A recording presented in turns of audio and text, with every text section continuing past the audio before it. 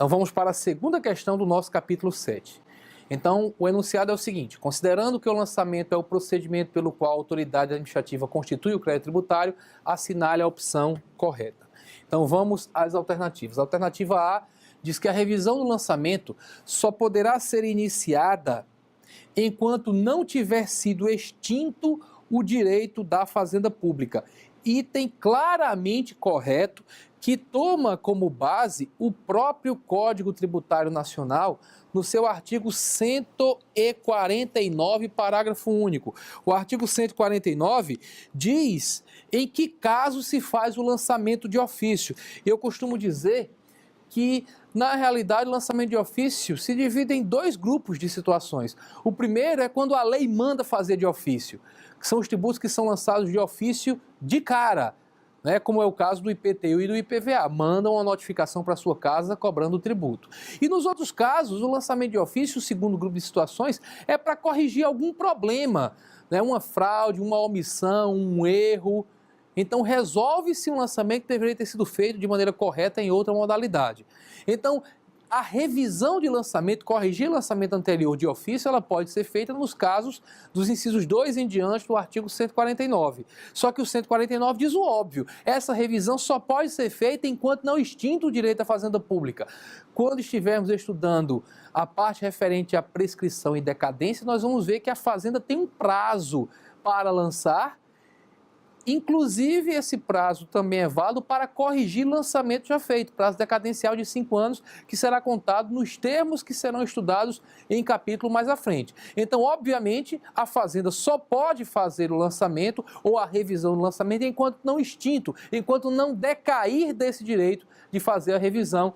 Artigo 149, parágrafo único, diz isso. A alternativa A corresponde ao gabarito máquina. Alternativa B: o ato de lançamento é corretamente classificado como um ato discricionário. Claro que não, o artigo 142 do Código Tributário Nacional deixa muito claro no parágrafo único que o lançamento é vinculado e obrigatório sob pena de responsabilidade funcional. A ideia é que o poder que a autoridade administrativa tem de lançar é um poder-dever. Se acontecer o fato gerador, a autoridade é obrigada a lançar e não tem margem para analisar quando é conveniente, quando é oportuno. Ela tem que lançar o tributo nos termos da legislação. Também não tem margem para lançar mais ou menos. O lançamento tem que ser feito de acordo com a lei, nos limites da lei, sem descumprir qualquer mandamento legal. Então é um ato vinculado e obrigatório sob pena de responsabilidade funcional. A alternativa B, portanto, está incorreta. Alternativa C: os erros contidos na declaração do sujeito passivo não poderão ser retificados de ofício pela autoridade administrativa responsável. Ora, no CTN, artigo 147... parágrafo 2º, se diz exatamente ao contrário. Se diz que erros que o sujeito passivo cometeu na declaração e a própria autoridade administrativa perceba, devem ser corrigidos de ofício. Por exemplo, inclusive isso vale para lançamento de ofício, vale para lançamento por declaração e por homologação, porque no lançamento por homologação também tem declaração.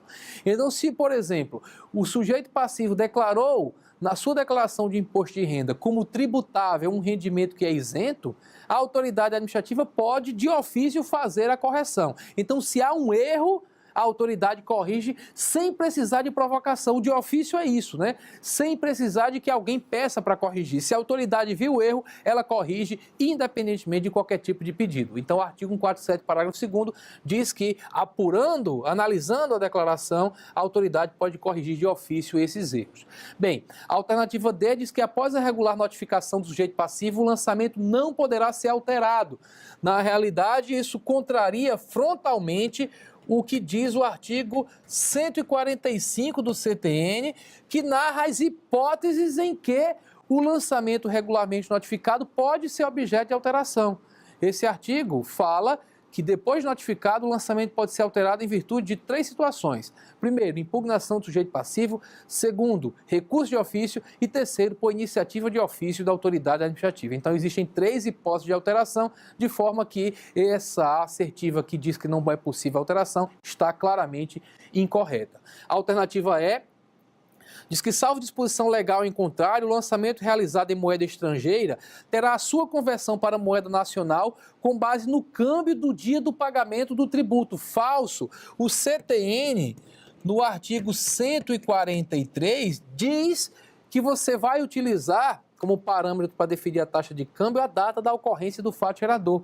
Lembre, eu sempre brinco falando que a data da ocorrência do fato gerador é a data em que o espermatozoide encontra o óvulo. Todas as consequências dependem desse momento. Esse momento define um conjunto de coisas.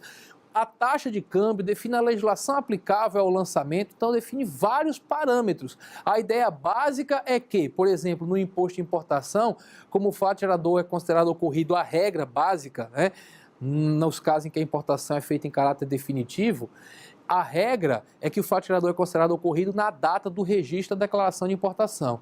Então, na data do registro, você olha a taxa de câmbio. Se o dólar daquele dia está, por exemplo, a R$ 3,30, será utilizado o valor de R$ 3,30, mesmo que o dólar venha a variar para cima ou para baixo em qualquer dos dias subsequentes, sem problema algum. O que importa é a data do fato gerador, ok? Então, a alternativa é uma alternativa incorreta. A alternativa correta é a alternativa A, conforme nós já comentamos.